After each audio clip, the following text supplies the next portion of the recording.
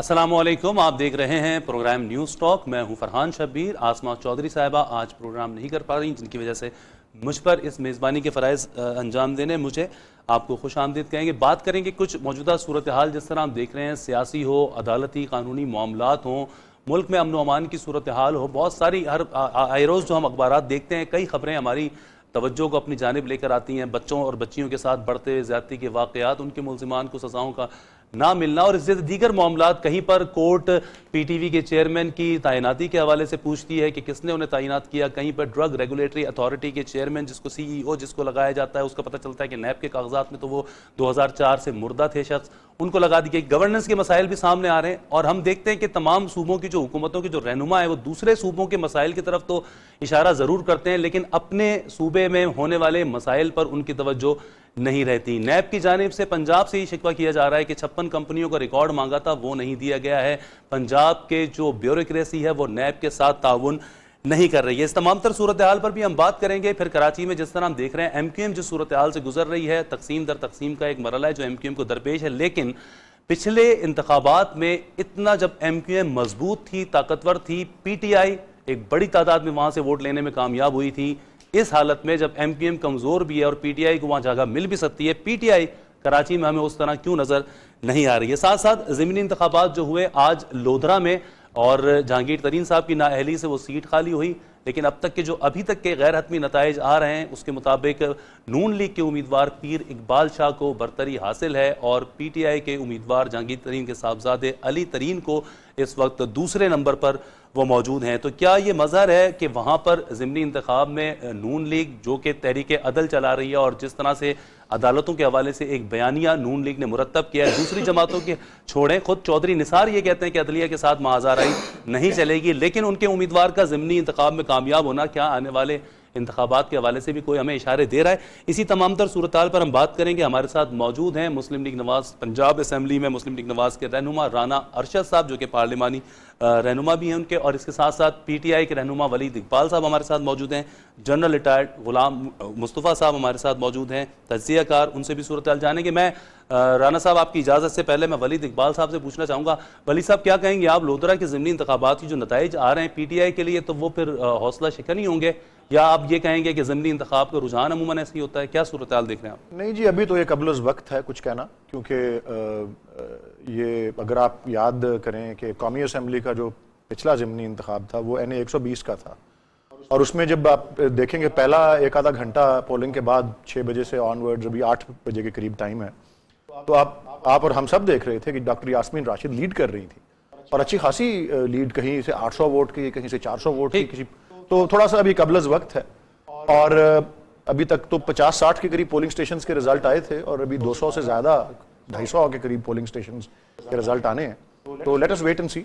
वैसे ज़िमनी इंतखाब, ये हमारी सियासी मैदान में आने से ही ज़िमनी इंतखाब का रुझान बदला है। अगर आप 2013 से पहले चले जाएं तो ज़िमनी इंतखाब का तो एक ट्रेंड ही होता था कि सिटिंग गवर्नमेंट हमेशा जीतती थी, और हमने ये तब्दीली एक पैदा की है कि आपने देखा कि NA 122 का ज़िमनी इंतखाब हुआ तो इमरान खान साहब 8-10 हज़ार वोट से हारे थे, वो अलीम खान जो है वो 22-2500 वोट से हारे, और फिर सबको अंदाजा है वहाँ वोट इन वोट आउट का क्या हुआ। उसके बाद तरीन साहब 8-10 हज़ार वोट से हारे थे आम इंतखाब, ज़िमनी इंतखाब वो अच्छे खासे मेरे ख्याल 30 हज़ार के मार्जिन से वो जीते हैं।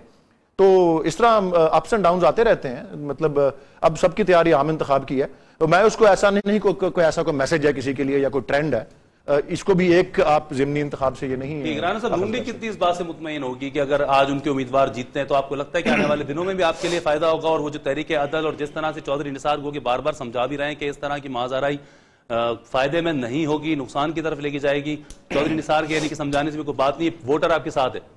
जी, बिस्मिल्लाहिर्रहमानिर्रहीम। फरहान शबीर साहब, मैं आपके चैनल का शुक्रिया अदा करता हूँ, और मैं इंतहाई अदब से ये अर्ज करूँगा क्योंकि ये जमहूरियत की खूबसूरती है कि वोटर्स को आज़ादाना तौर पर अपने वोट डालने का हक हासिल है।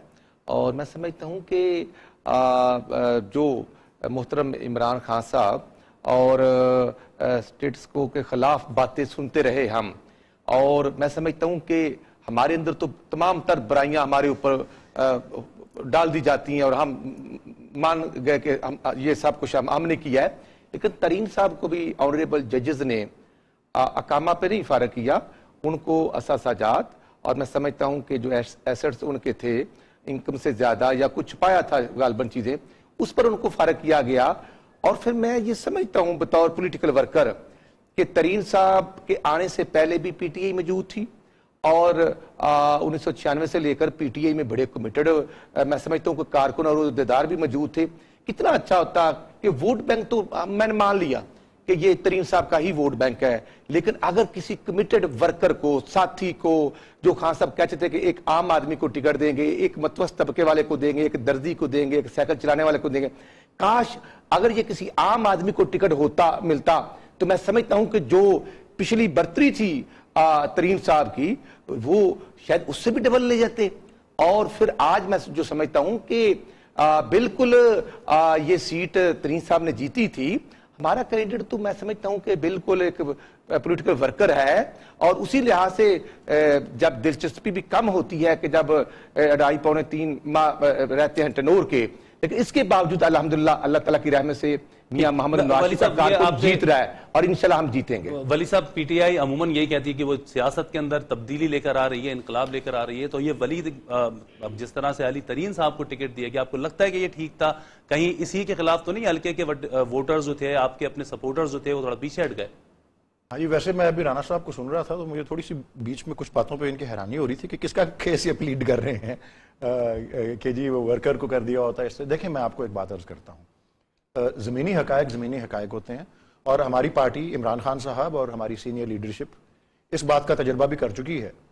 और ये मैं आपको पूरे अपना यकीन से भी नहीं बल्कि बराह रास्त तजर्बे से बयान कर रहा हूँ कि 2013 का अगर आप इलेक्शन देखें तो 80% जो टिकट्स जो थे एलोकेट हुए थे, मैं उनमें शुमार अपने आप को भी करता हूं जो पहली दफा इलेक्शन कंटेस्ट कर रहे थे, और ये कौमी और सूबाई के। और आप सिर्फ पंजाब का देख लें कि 148 सीटें उस वक्त थी, अब 141 पे आ जाएंगी, लेकिन 148 सीट्स में से हमको 8 या 9 सीट्स जो थी पंजाब से क्या कौमी असेंबली की मिली। और किनको मिली? एक आधी एक्सेप्शन निकालें, शफकत महमूद साहब फर्स्ट टाइमर थे, पहले सेनेट में रहे हैं, लेकिन शाह महमूद जीते, जावेद हाशमी जीते, इमरान खान साहब जीते, शेख रशीद जीते, राय हसन नवाज जीते, गुलाम सरवर जीते, सारे एक्सपीरियंस के अलावा कोई भी ऐसा नहीं है जो माली लिहाज से ठीक हो, बाकी तो सारे मुस्तहकम ही है। सेनेट के लिए भी यही सूरत हाल हम देख रहे हैं वली साहब। नहीं जी, सेनेट में भी आप देखें जी, पीपल्स पार्टी का आपने बड़ी हैरानकुन बात है कि जी पंजाब, सेंट्रल पंजाब के इंफॉर्मेशन सेक्रेटरी हैं नवाज खोखर साहब, उनका नाम मुस्तफा नवाज खोखर साहब, और उनको सिंध के अंदर उन्होंने जो है अपनी लिस्ट में डाला हुआ है। हमारे यहाँ तो जो खैबर में जहां हमारी स्ट्रेंथ है वहां पे आप देखें हमारे सबसे पुराने कारकुन जो 1996 में पार्टी के अंदर आए, फैसल जावेद खान, वो हैं। हमारी डेप्यूटी स्पीकर जो हैं खैबर असेंबली की, वो भी बड़ी बहुत रिस्पेक्टेड पर्सनालिटी हैं, उनको भी जो है टिकट दिया गया। और दीगर जो हमारे देखें इसमें चले मैं जरा जनरल तो इसमें ऐसी मेरे ख्याल में हमारी पॉलिसी बिल्कुल ज़िमनी इंतखाब से आगे बढ़ते हैं। जनरल साहब, आप ज़िमनी इंतखाब के नतीजे से कोई नतीजा निकाल रहे हैं कि अमूमन जो बात यही थी कि अब पीटीआई को एज मिलेगा मियां साहब की नाअहली के बाद, और जिस तरह से पार्टी मुश्किल का शिकार नजर आ रही थी कि दो कहा जा रहा था कि फैमिली में डिवाइड आ गया, लेकिन अब ज़िमनी इंतखाब का ये नतीजा आपको इससे कोई आने वाले दिनों में भी लग रहा है कि पंजाब में पीटीआई तस्पाई का शिकार रहेगी क्या? देखिए, अगर तो पीटीआई ने अपने आप को इन तमाम मामलात को सही तरह समझ के दुरुस्ती की तरफ नहीं लेकर गए तो मैं समझता हूँ पीटीआई के लिए मुश्किलात बहुत ज़्यादा होंगी। 2-3 चीज़ें हैं। नंबर एक तो नून लीग पुरानी पार्टी है, वेल ऑर्गेनाइज्ड है, वेल इंट्रेंच्ड है। फिर उनको जो लोकल बॉडीज़ जिस तरीके से उन्होंने इलेक्शन करवा के उनको लेके आए हैं वो उनके वर्कर्स हैं, इनफैक्ट दैट ऑर्गेनाइजेशन की है। उसके ऊपर से जो एडमिनिस्ट्रेशन है जिस तरीके से उनको सपोर्ट कर रही है, और जो उनकी अपनी ऑर्गेनाइजेशन है, वो सारे सबको मिला के देखते हैं तो फिर जो इलेक्शन मैकेनिज्म है या इलेक्शन मशीनरी है नून लीग की, वो मजबूत भी है, एफिशिएंट भी है और वो डिलीवर भी करती है। और इसको अगर स्टडी करके पीटीआई ने इसका मुकाबला करने का कोई बंदोबस्त नहीं किया तो फिर पीटीआई के लिए मुश्किलात होगी। दूसरी चीज जो सामने आ रही है, ये जो वोट है ये किसी एक आदमी का वोट दूसरे आदमी को ट्रांसफर नहीं हो सकता। अगर आपने देखा जैसे जहांगीर तरीन साहब बड़ी लीड से जीते थे, अगर वो सारे वोट अपने बेटे को समझते ट्रांसफर हो जाएंगे तो नहीं होगा। ये लोग शख्सियत को भी देखते हैं, पार्टी को भी देखते हैं और उसके मुताबिक वोट देते हैं, फिर अपना रुझान भी बनता है। आप लोधरा को लाहौर से कंपेयर मत कीजिएगा या लोधरा को पिंडी से कंपेयर मत कीजिएगा। लोधरा रूरल एरियाज में आता है और वहां पे जो मैकेनिज्म है या डायनामिज्म है इलेक्शन का वो टोटली डिफरेंट है। वहां पे ब्रादरिज्म है, वहां पे जो लिंकेजेस हैं और जो ग्रोहबंदी है वो बहुत ज्यादा काउंट करती है वहां पे। तो उन चीजों को अगर आप मद्देनजर रखते हैं तो मैं समझता हूं कि ये इलेक्शन इन ए वे ये इंडिकेट करता है कि नून लीग का जो सिस्टम इन प्लेस है वो एफिशिएंट है, वो डिलीवर कर रहा है। और पीटीआई का जो सिस्टम इन प्लेस अगर है तो वो इस वक्त सामने इतना खुल के नजर नहीं आ रहा। इंडिविजुअल स्ट्रांग है, उनके सामने लेकर आते हैं, उनका नैरेटिव भी एक ऐसा है जो आप आदमी को अपील करना चाहिए। लेकिन अगर एक आम आदमी उस नैरेटिव को बाय नहीं कर रहा तो ये भी मैं समझता हूं कि पीटीआई के लिए लम्हा फिक्री है। तो वली साहब, पीटीआई क्या आप इंतखाबात के हवाले से कुछ इस तरह तंजीमी सूरत देख रही है? कराची एक हमने देखा कि जब 2013 के इंतखाबात थे, जब मुत्तहदा कौमी मूवमेंट बिल्कुल मजबूत थी और शदीद मुकाबले की फजा का सामना था पीटीआई को, बड़े वोट लिए पीटीआई ने, 50-50 हज़ार वोट लिए एक तरीके से। लेकिन अब इस सूरत हाल में जब पीटीआई के लिए बड़ा आसान ग्राउंड मौजूद है, पीटीआई उस तरह नजर नहीं आ रही कराची के अंदर हमें इस सूरत हाल का फायदा उठाते हुए। क्या वहां पर भी आपकी जो तंजीमी सूरत हाल है अबतर है, खराब है, लोग नहीं है वोटर्स आपके साथ? नहीं, आपको किसने कह दिया कि वहां कोई, क्योंकि मैं कराची का हूं, मैं भी कराची का हूं वली साहब। मेरे ख्याल में इसके ऊपर भी थोड़ा सा जो है किसी नतीजे पे पहुंचना इस वक्त इतना आसान नहीं है जिस तरह आप एक नतीजे पे पहुंच गए हैं। उसका एक टेस्ट जिस तरह होता है, अब देखें पंजाब में हुआ टेस्ट किस तरह हुआ कि 120 में इलेक्शन हुआ जिमनी, अभी कुछ देर पहले चकवाल में हुआ है, उससे पहले विहाड़ी में हुआ था, फिर उसके साथ साथ NA4 पेशावर के अंदर इलेक्शन हुआ। तो देखें वाज़े तौर पे बर्तरी नजर आई। ठीक है, NA120 में कुछ हद तक बर्तरी कम हुई, लेकिन PMLN की नजर आई, पीटीआई की बर्तरी वाज़े तौर पे NA4 के अंदर जो है वो नजर आई। कराची में अब काफी अरसे से ज़िमनी इंतखाब नहीं हुआ, जो एक 2 साल पहले हुआ था, अब मुझे उसका हल्के का नंबर भूल गया है, जिसमें जमात इस्लामी भी थी, पीटीआई भी थी, और उसमें तो हमें महसूस हुआ कि, और वो वैसे सीट काफी सिक्योर थी MQM की, और उस वक्त MQM में उस तरह की प्रॉब्लम्स नहीं आई थी। तो इस वक्त अगर कोई ऐसा, अब तो ज़िमनी इंतखाब का टाइम गुजर चुका है। अभी भी हुआ था, सईद गनी साहब जीते हैं, उस वक्त भी पीटीआई कोई कारकर्दगी नहीं दिखा सकी ना। अभी जी, वो हमारा वैसे उस कंस्टिट्यूएंसी में जो हमारा 13 का रिजल्ट था और अभी का, उसमें 19-20 का ही फर्क था, उतने ही फीसद हमको वोट मिले जितने पहले मिले थे। और मेरे ख्याल में मैं इस बात को तस्लीम करता हूं एज ए पॉलिटिकल वर्कर कि PPP ने बहुत अच्छा इंतखाब किया था अपने टिकट अवार्ड के अंदर। एक बहुत इधर जो मैं राना साहब से भी इत्तेफाक करूंगा कि एक कारकुन को उन्होंने, और सही पॉलिटिकल कारकुन को जो उन्होंने सिलेक्ट किया, जो सही ग्रास रूट्स के आदमी थे, और ये बात साबित हुई कि ऐसी शख्सियत को कोई भी पार्टी वोट दे तो उससे फर्क पड़ता है, शख्सियत की भी और इसके काम का भी, एक पर्सनैलिटी का भी जो होता है, और ऐसी पर्सनैलिटीज को वोट हर पार्टीज को देने चाहिए। ठीक, चलें एक ब्रेक की तरफ हम जाएंगे, ब्रेक से वापस आएंगे तो कुछ इस सूरत हाल पर भी बात करेंगे कि पंजाब के हवाले से हमने देखा कि सुप्रीम कोर्ट ने भी कई दफा तलब किया। कल वजीर आला पंजाब पेश हुए थे साफ पानी की फराहमी के हवाले से। लाहौर शहर पंजाब के दीगर शहरों में जो सहूलियात का फुकदान है उस हवाले से भी हम देख रहे हैं कि नोटिस लेते हुए कोर्ट्स नजर आती हैं, और फिर नून लीग की तरफ से कहा जाता है कि अदालत की तरफ से मुदाखलत भी की जा रही है हमारे मामलात में। एक ब्रेक के बाद कुछ इस सूरत हाल पर बात करेंगे।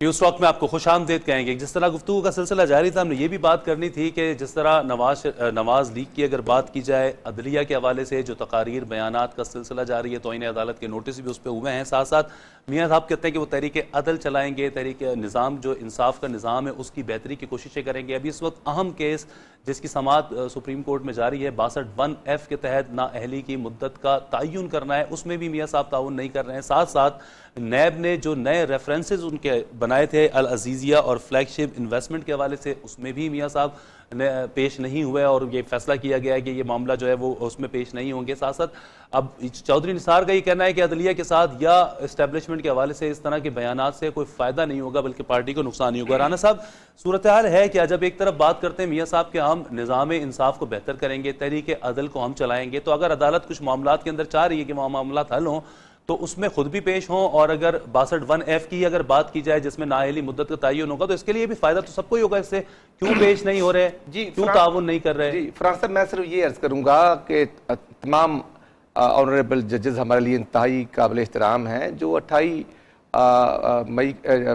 जुलाई का जो फैसला आया था, हमने उसको उस पर अमल भी किया, और फिर आइन के मुताबिक हम अपना रिव्यू का हक लेने के लिए सुप्रीम कोर्ट में भी हाजिर हुए और बिल्कुल रिव्यू में गए, और बार बार मेरा ख्याल है कि आपको पता है कि एक दफ़ा में फारग किया गया, फिर दोबारा हम रिव्यू में गए, और अब भी हम तवक्को रखते हैं कि सुप्रीम कोर्ट के ऑनरेबल जजेस जो हैं वो हमें बिल्कुल हमारी दादरसी करेंगे और आइन के मुताबिक हमारी जो हमारे तहफ़्फ़ुज़ात हैं वो दूर करेंगे। क्योंकि मैं ये अर्ज़ करना चाहता हूँ कि पाकिस्तान का ही आइन जब फैसला होता है डिस्ट्रिक्ट कोर्ट से, तो जब हाई कोर्ट में जाता है तो उस पर वकला अपने दलाइल देते हैं, और केस का फैसला होता है, डिसीजन पर अमल करना जरूरी होता है, लेकिन वो जेरे बहस आता है।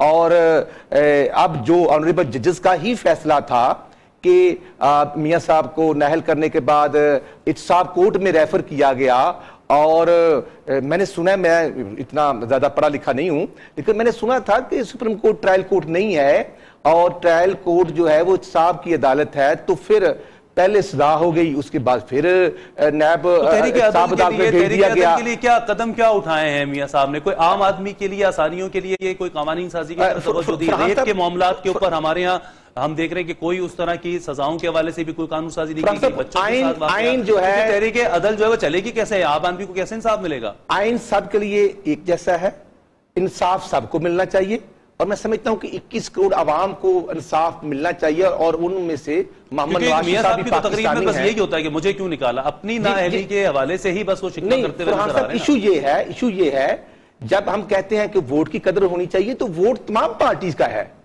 अगर जीतने वाले को 50,000 मिलता है तो हारने वाले को भी 45,000 मिलता है या 40,000 मिलता है। वोट का एहतराम होना चाहिए, और जमहूरियत का मैं समझता हूं जो पैरामीटर्स हैं, अदारे, मैं समझता हूं कि अदलिया का बड़ा इफेक्टिव और पॉजिटिव रोल होता है, उसी तरह मैं समझता हूं कि अस्करी अदारों का बड़ा रोल है।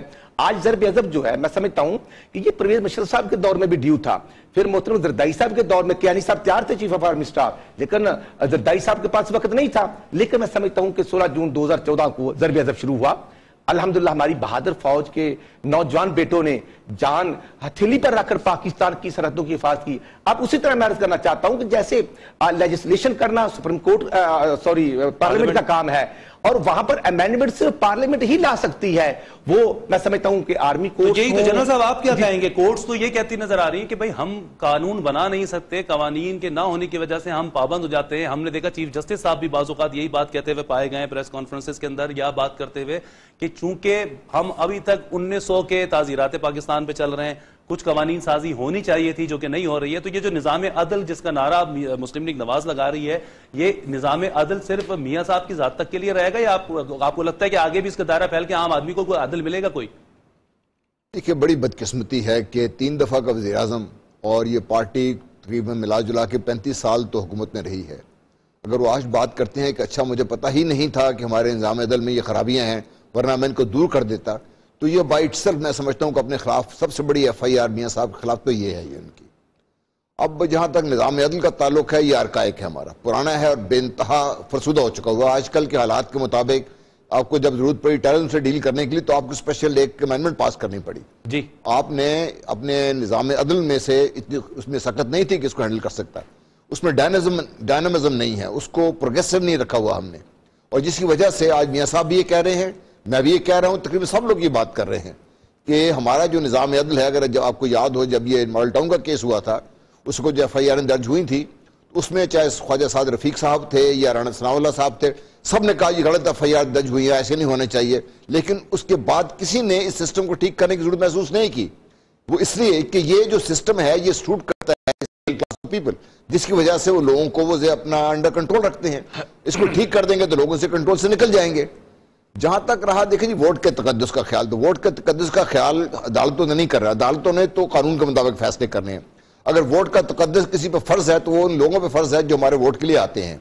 मैं इसमें मियां साहब को जाती तौर पर मुजरिम ठहराऊंगा कि मेरे वोट का तकद्दुस उन पर फर्ज है, मियां साहब पे, मेरा वोट का तकद्दुस राणा साहब पे फर्ज है, वली साहब पे फर्ज है। अदालत वोट के तकद्दुस के बारे में अदालत से पूछना मैं समझता हूं कि भाई गलत है। अदालत ने तो कानून के मुताबिक फैसले करने हैं। जब वोट के तकद्दुस की बात आती है तो फिर हमें जो अपने लीडरशिप है उसको उस पैमाने पे पूरा उतरना है जो जिसके वादे वईद करके वो सामने आए हैं हमारे सामने। अगर उसे पूरे नहीं उतरते तो वोट के तकद्दुस की पामाली के वो जिम्मेदार है। ठीक, तो वली साहब आपको क्या लगता है, मियां साहब को 62(1)(f) के तहत खासा अहम केस है, उनका भी उसके साथ ताल्लुक है, जाहिर सी बात है अगर ये तय होगी मुद्दत तो उनके ऊपर भी उसका असर होगा, उसमें उसको साथ देना चाहिए। मियां साहब कोलिजन के रास्ते पे जिस तरह पहले भी चल रहे थे, अब नैब के साथ भी आते हुए लग रहे हैं कि अब नैब के उसमें जो मजीद ज़िमनी रेफरेंसेस थे उसमें उन्होंने पेश ना होने का फैसला किया है। देखिए जी, मैं इसमें कुछ हद तक तो जनरल साहब से अपना इत्तेफाक करता हूँ, और मैं जो आपको बात कहना चाह रहा हूँ वो ये है कि ये एक कानूनी मामला है, और बिल्कुल जिस तरह जनरल साहब ने भी कहा और होता भी यही है कि अदालतें कानून को अप्लाई करती हैं, कानून की तशरीह करती हैं और कानून के मुताबिक फैसला करती हैं। ये जो 62(1)(f) है, इसका जब जनरल ज़ियाउल हक के, और मैं तो बरमला कहता हूं टेलीविजन प्रोग्राम्स पे कि जनरल ज़िया ने इसको डाला 8वीं तरमीम में सियासतदानों को कंट्रोल करने के लिए, इसमें बदनीयती शामिल थी, लेकिन उसके बाद 8-9 असेंबलियां और इलेक्ट हो चुकी हैं, उन्होंने इसको नहीं छेड़ा। मियां साहब भी अगर, और ये बड़ी काबिले गौर बात है, मियां साहब भी अगर वाकई एक सियासी मुदब्बर होते और दूरअंदेश होते, तो असल चीज तो ये थी कि जब 18वीं तरमीम पे चार्टर ऑफ डेमोक्रेसी के तहत पीपीपी और पीएमएलएन अपनी जो मुज़ाकरात और सारे उसको कर रही है, और वो कहते हैं कि भाई हमने बड़ी मिन्नत समाजत की कि जी इसको, ये जो क्वालिफिकेशंस वाला सिलसिला है, इसको आइन से हम आइन को उसके पुराने रूप में ले जाए 1973 के, जिस तरह हमारे आसपास के मुल्कों में जो आईनी प्रोविजन है क्वालिफिकेशन की, वो उसी तरह है जिस तरह 73 की ओरिजिनल लाइन में थी। मियां साहब ने उस वक्त इनकार कर दिया, और उसकी वजह यही बयान की जाती है उनके जहन में भी और उनकी पार्टी के मुताबिक कि वो इस बात का तवक्को कर रहे थे कि किसी दिन आसिफ जरदारी इसके ऊपर भेंट चढ़ेंगे, और हुआ ये कि ये मियां साहब खुद इसके जो है भेंट चढ़ गए। और अब ये है कि यही 62(1)(f) जब 85 में डाला गया था इनमें, एक वकील होते थे आसिफ सईद खोसा साहब, बाद में जज बने, फिर सुप्रीम कोर्ट में गए, उन्होंने इसके ऊपर मजमून भी लिखा, वो भी तनकीदी था कि ये एक फौजी आमिर ने डाला हुआ है, लेकिन फिर अपने ही एक फैसले में बतौर सुप्रीम कोर्ट के जज इसहाक खाकवानी साहब का एक केस है, उसमें उन्होंने ये इसका जिक्र किया कि जी एक बारी क्योंकि ये आइन में आ गया है, ठीक, फिर इसका निफाज करना हमारा फर्ज है। अब इसकी तशरीह करनी है कि ये ताहयात है या ये महदूद मुद्दत के लिए, लेकिन क्योंकि इतने और लोग इसमें आए हुए हैं, और देखें सुप्रीम कोर्ट का ट्रायल कोर्ट होना या ना होना, आइन में सुप्रीम कोर्ट को कंप्लीट जस्टिस करने का पावर दिया गया है, वो कोई भी ऑर्डर पास कर सकता है। तो ये, और नाअहल करने का इख्तियार कितने सियासतदानों को उसने नाअहल किया है, जाली डिग्रियों पे, असासे ना डिक्लेयर करने पे। ये मियां साहब भी डिस्क्वालीफाई हो गए, इतना उसको डाइवर्ट करने के लिए उन्होंने सारे मामले को पोलिटिसाइज कर दिया है और उसकी तवज्जो हटाने के लिए बस। मैं देख रहा हूं कि राणा साहब कुछ कहना चाह रहे हैं। जी राणा साहब। फरहान साहब, मैं सिर्फ ये अर्ज करूंगा कि ये वजीराबाद पाकिस्तान का जिला गुजरावाला उसका एक हिस्सा है, वहां से जस्टिस इफ्तिखार चीमा साहब को भी नाअहल किया गया था, वो सिटिंग एमएनए थे, और एमएनए वो घर से बैठकर नहीं चले गए थे बन के, उनको 7-8 लाख अवाम ने नुमाइंदा चुना था, और फिर क्या निकला कि वो एक मस्जिद का अकाउंट था, तो वो क्योंकि मस्जिद का था उन्होंने डिक्लेयर नहीं किया। अब पैरामीटर्स देखें, नाअहल कर दिया गया और फिर चंद दिन के बाद उनको अहल कर दिया गया, और फिर वही बाई इलेक्शन में पार्टिसिपेट करते हैं और दोबारा इलेक्ट हो जाते हैं। तो फिर मैं अर्ज करूंगा इंतहाई अदब से कि फिर नहीं, तो इसीलिए तो सवालिया निशान तो है, इसीलिए तो अगर हसन नवाज को नाअहल किया गया, बाद में फिर उनको स्टे भी मिले, फैसले भी आए।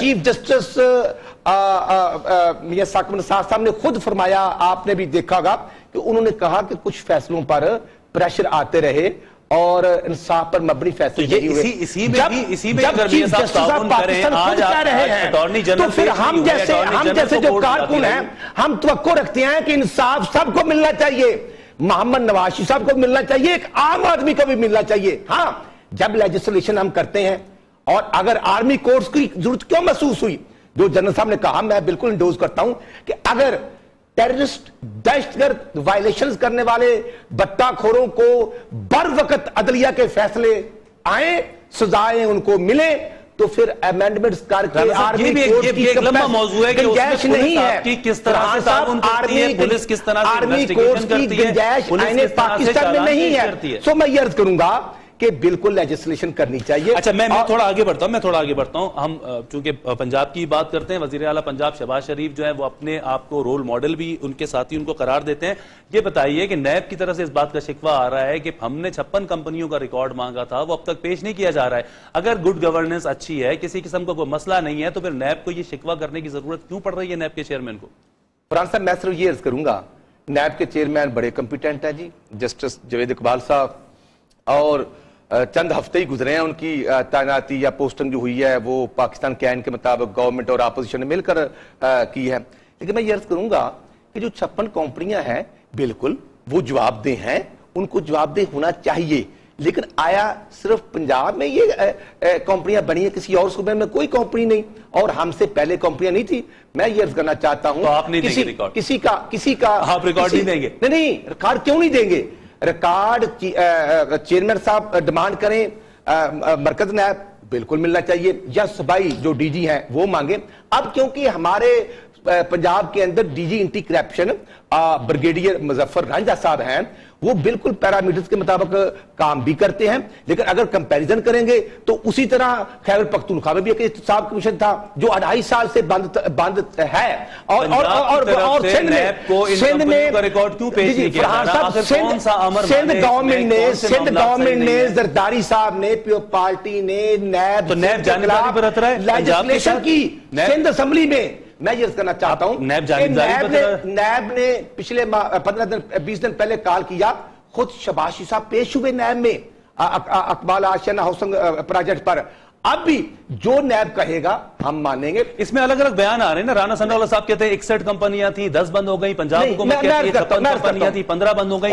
आपके दो जो लोग हैं उनको यही नहीं पता कितनी कंपनियां थी, कितनी बंद हो गई, कितनी कंपनियां जो 61 हैं या 62 हैं जो आपके पास, लेकिन उसमें जो 56 या 54 जो है वो इफेक्टिव हैं या काम कर रही हैं, बाकी कुछ वजह से उनके मामला उसी तरह है। फिर मैं अर्ज करूंगा, साफ पानी की जो अथॉरिटी है भाई, उस पर नैब ने नहीं टेकअप किया।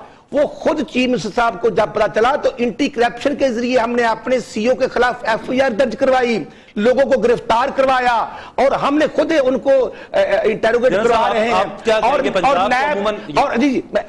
नैब हमारे लिए काबिल एहतराम है। जिस डिपार्टमेंट से जो वो रिकॉर्ड मांगेंगे हम इंशाल्लाह। नैब काबिल एहतराम है पंजाब हुकूमत के लिए कि नैब के चेयरमैन को शिकवा करना पड़ रहा है? चीफ मिनिस्टर साहब पेश हुए हैं, फरहान साहब आपके सामने गए हैं। और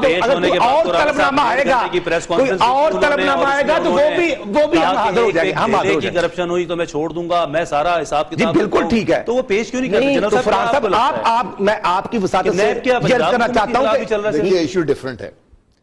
इशू ये है कि नून लीग को ये क्रेडिट आप दें कि उन्होंने अपने एक नैरेटिव बनाया हुआ है और उससे वो दाएं बाएं नहीं होते, हर चीज को उस नैरेटिव के नजरिए वो अवाम तक पेश करते हैं। अब अगर पंजाब पे उंगली उठी है नैब की तरफ से तो कहेंगे जी दूसरी तरफ से क्यों नहीं उंगली उठी, हम क्यों कसूरवार हैं। अगर मियां नवाज शरीफ साहब पे कोई बात हुई है तो कहेंगे दूसरे को क्यों नहीं पकड़ा, हमें क्यों। तो ये जबरदस्त नैरेटिव है और ये इस वक्त ट्रैक्शन ले रहा है। ये जहां तक ताल्लुक है कि इनका कॉपरेशन का, वो कॉपरेशन नहीं करेंगे ये।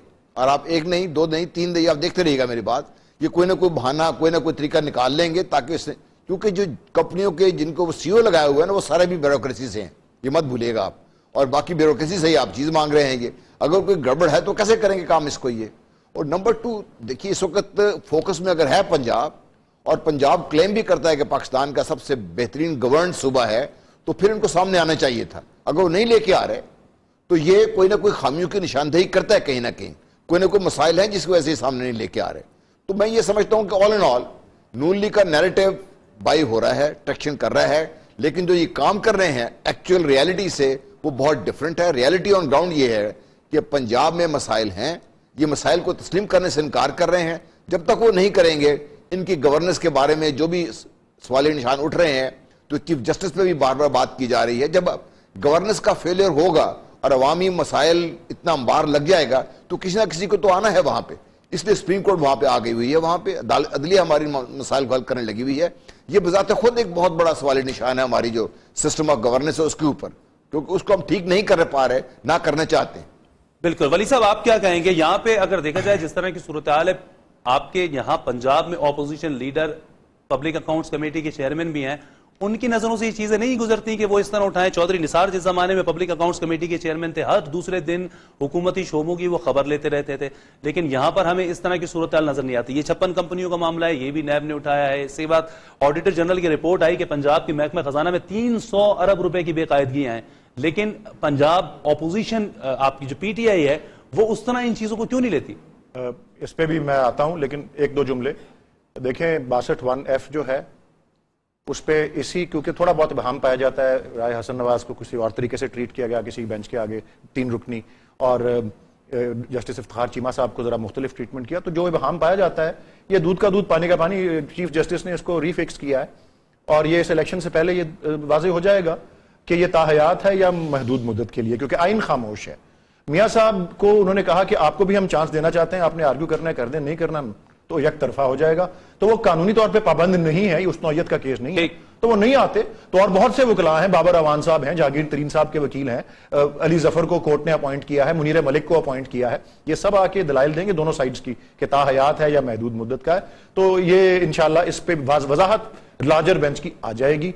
यहां रहा सवाल एहतसाब का और जो पंजाब हुकूमत के ऊपर जो वो नॉन कोऑपरेशन की बात हो रही है, मैं एक मिसाल सिर्फ आपको अर्ज करता हूं। अभी पिछले हफ्ते नैब के ही तरफ से नोटिस आया कि इमरान खान साहब ने हेलीकॉप्टर का कोई नाजायज इस्तेमाल किया है। हमारी तरफ से तो कोई ऐसी बात नहीं आई कि जी हम कोऑपरेट नहीं करेंगे। हमने कहा है हम वेलकम करते हैं इस चीज को, और वो देख लें कि वो ऑफिशियल यूज था, मिनिस्टर्स और चीफ मिनिस्टर के साथ ट्रैवल किए हैं ऑफिशियल बिजनेस के लिए, कोई जाती इस्तेमाल के लिए नहीं हुआ। और ये एक ही जुमला में अगर उसमें भी जो रेट केपी के गवर्नमेंट ने इमरान खान साहब के लिए लगाए हैं वो किसी और के लिए लगाए जाएंगे, वो अब हम सिर्फ हम कह रहे हैं हम वेलकम कर रहे हैं उसको रियायती नर्क के ऊपर, हम एहतसाब को वेलकम कर रहे हैं। अगर उसमें कोई नाजायज चीज हुई है तो वो सामने आ जाएगी। जनरल साहब ने जो बात की है उसमें हारून रशीद साहब का तो एक ही जुमला उसको सम अप करता है पंजाब हुकूमत के हवाले से, जो उन्होंने मियां साहब को कहा था कि भाई अगर चोरी नहीं की तो तलाशी क्यों नहीं देते। सीधी सी बात है। तो 56 कंपनियों में कुछ हुआ है नहीं हुआ है, वो दूसरे सूबे में है नहीं है। अगर कोई बदउनवानी नहीं हुई, कोई बेईमानी नहीं हुई तो रिकॉर्ड दो। 56 कंपनियों के साथ साथ ऑडिटर जनरल की रिपोर्ट 300 अरब की बेकायदगी की बता रही है महकमा खजाना के अंदर। नहीं फरहान साहब ऐसे नहीं होता। जो ऑडिट होता है, हम क्योंकि मैं बतौर कारकुन चीफ व्हिप भी हूँ गवर्नमेंट की तरफ से पंजाब असेंबली में, तो जो ऑडिटर जनरल की रिपोर्ट्स आती हैं, ऑडिट रिपोर्ट्स वो 2015-16 या 16-17 की अब भी डिपार्टमेंट्स की आ रही होती हैं। डिपार्टमेंट्स ने अप्लाई करना होता है और फिर ऑडिट करने वालों ने टाइम देना होता है। ऑडिट करना उनका हक है, फर्ज है, जिम्मेदारी है, ड्यूटी है, लेकिन उनकी मसरूफियात जो होती हैं उसके मुताबिक वो ट्रीट करते हैं या डील करते हैं। अब गुजारिश ये है कि मुहतरम इमरान खान साहब ने 10 अरब रुपए का शबाशी साहब पर कह दिया कि जी वो रिश्वत पैसे दे रहे थे, रिश्वत दे रहे थे। अब हम कोर्ट में गए हैं, मुहतरम खान साहब रिकॉर्ड लाए और कोर्ट के जज को चाहिए कि उसको देखकर जितनी हमने पैसे दिए हमें सजा दे दें। हम तो नहीं भागना चाहते। अब इशू ये है, अगर नैब ने बुलाया तो चीफ मिनिस्टर साहब खुद पेश हो रहे हैं। इससे पहले मेट्रो बस का केस नैब में मौजूद है, ताकि हमारे मिस्टर राना मशहूद साहब का जो केसेस है वो नैब के अंदर मौजूद हैं। और उससे हटकर मैं समझता हूं कि आशियाना हुसैन इकबाल की जो स्कीम है तो ये उसका सवालिया निशानी के इतने केसेस जो उठ के आ रहे हैं और नैब में मौजूद इसलिए उठ रहे हैं। यही तो इशू है कि अब क्योंकि एंड है और मेगा प्रोजेक्ट्स मुकम्मल हो रहे हैं और ऑफिसर्स को नोटिस दिए जा रहे हैं, लेकिन ऑफिसर पाबंद हैं, बाउंड हैं नैब को तमाम रिकॉर्ड चेक कराने का। और हम भी दिखा रहे हैं लेके जरा कुछ गवर्नेंस के स्टाइल पर भी बात करेंगे कि जिस तरह हम देखते हैं तैनातियां हो रही हैं, उन तैनातियों का भी नोटिस पे लेना पड़ जाता है कोर्ट को। एक ब्रेक के बाद इसी वाले से बात करते हैं। न्यूज टॉक में खुश आमदीद कहेंगे। आपको कुछ बात कर रहे थे हम, जिस तरह बात हुई गवर्नेंस वगैरह के हवाले से भी, और पंजाब में नैब जिस तरह से कंपनीज का रिकॉर्ड मांग रही, पंजाब हुकूमत अब तक दे नहीं रही है। जनरल साहब आप क्या कहेंगे, गवर्नेंस के आपको मसाइल नजर आते हैं कि उस तरह से नहीं है, कोर्ट्स को नोटिस लेना पड़ता है तैनातियों के ऊपर, चाहे चेयरमैन पीटीवी की तैनाती हो उसका केस चल रहा है, अभी ड्रग रेगुलेटरी अथॉरिटी का सीईओ जिस शख्स को लगाया नैब के कागजात में 2004 से वो मुर्दा है, उनके खिलाफ इंक्वायरी थी, साजबाज करके अपने आप को मुर्दा करार दिलवाया, उनको लगा दिया ड्रग रेगुलेटरी अथॉरिटी का सीईओ, जो कि इंतहाई अहम एक इंसान, हम सब की जिंदगियों से सहज से ताल्लुक है। देखिए सबसे बड़ा अगर मेरा एतराज़ है जो हमारी जिस जमहूरियत पे, तो वो ये है कि बड़ा पर्सनलाइज्ड स्टाइल ऑफ गवर्नेंस है यहाँ पे। अगर इसको बादशाहत का स्टाइल कहें तो वो नहीं होगा, उससे मैं समझता हूँ वो भी सही होगा ये कि मेरी मर्जी के इस आदमी को यहाँ पे लगा दें, मेरा मुझे आदमी पसंद है इसको वहाँ पे लगा दें। एक मेरिट है जो आपको सही बंदे भी दे सकता है और आपकी गवर्नेंस को भी सही कर सकता है। दूसरा सिस्टम ये है कि शहबाज शरीफ साहब खुद समझते हैं कि मैं ही साहब काम करना चाहता हूँ, सिस्टम इन प्लेस नहीं है। जिस चीज़ को शहबाज शरीफ साहब नहीं देखेंगे वो सिस्टम ढीला पड़ता जाएगा इसमें। तो अगर सिस्टम इन प्लेस हो तो फिर चीफ मिनिस्टर को भी इतना भागने दौड़ने की जरूरत नहीं पड़ेगी, आपके जो कॉम्पिटेंट लोग हैं वो आगे आएंगे, मेरिट के ऊपर आप लगाएंगे। पुलिस का हम देखिए हाल क्या ये कर दिया कि ये मेरी पसंद का आदमी है तो लगेगा ये। कसूर में ये जो वाकयात हुए हैं, अगर ये मेरिट पे लोग बैठे होते वहां पे मजाले का मसला बन सकता है, ये लोग पकड़े भी जाते। कमेंट्स में वलीद इकबाल साहब से भी चाहूंगा, वली साहब आप क्या कहेंगे इस हवाले से, क्योंकि वक्त कम है हमारे सामने। देखिए जी, हमारी जो अपोजिशन का किरदार है वो आप पिछले सवाल का भी जवाब इसी में आ जाएगा। हमने पूरा टिका के काम किया हुआ है। और अभी आज देखें इसहाक डार साहब भी जो डिस्क्वालीफाई हुए हैं, वो ये हमारे अपोजिशन लीडर ने की हुई थी वो, ठीक, लेकिन वो जाली कागजात पे नहीं है, वो दूसरे मामले पे हुए हैं। भी हुए हैं वो तो हैं। अच्छा, तो राना साहब क्या कहेंगे, अब ऐसे बंदों की तैनाती क्यों की जाती है कि फिर कोर्ट्स उसका नोटिस लेती है, कोर्ट हटाती है, तो फिर आप कहते हैं कोर्ट्स काम जब कानून की खिलाफ वर्जी होती है कोर्ट तभी उसके अंदर दाखिल होता है। मैं फरहान साहब ये अर्ज करूंगा, नेग्लिजेंट होते हैं और गलत करते हैं। मैं ये अर्ज करूंगा कि कसूर अगर केस को देखा जाए तो हमने 3 DPO तब्दील किए और ज़ैनब बेटी के कातलों को पकड़ा गया और फराजक लेबॉर्ट्री ने बड़ा अहम रोल प्ले किया। और मैं समझता हूं कि इसी फराजक लैब को जब CM साहब ने कहा था कि पूरे पाकिस्तान के लिए हाजिर है, तो मैं समझता हूं कि आसमा बेटी के भी मुलजमों को आइडेंटिफाई किया। अब इशू ये है कि पंजाब 11.5 करोड़ आबादी पॉपुलेशन रखता है और अल्हम्दुलिल्लाह यहाँ पर रूल्स की मैं समझता हूँ अहमियत है। आपने बात की कोर्ट में भी पेश हुए, नैब में भी पेश हुए, और अभी मैं करूंगा जो नैब हमसे रिकॉर्ड मांगेगी हम तमाम डिपार्टमेंट्स का देंगे, लेकिन अगर वो किसी और एजेंसी से मांगे तो मैं समझता हूँ कि वो भी पाबंद है, लेकिन प्रोसीजर को जो है। ठीक है, बहुत शुक्रिया आपका वालिद इकबाल साहब, बहुत शुक्रिया आपका जनरल साहब, बहुत शुक्रिया आपका। न्यूज़ टॉक का वक्त अपने ख़त्म को पहुंचता, मुझे इजाजत दीजिए, खुदा हाफिज़।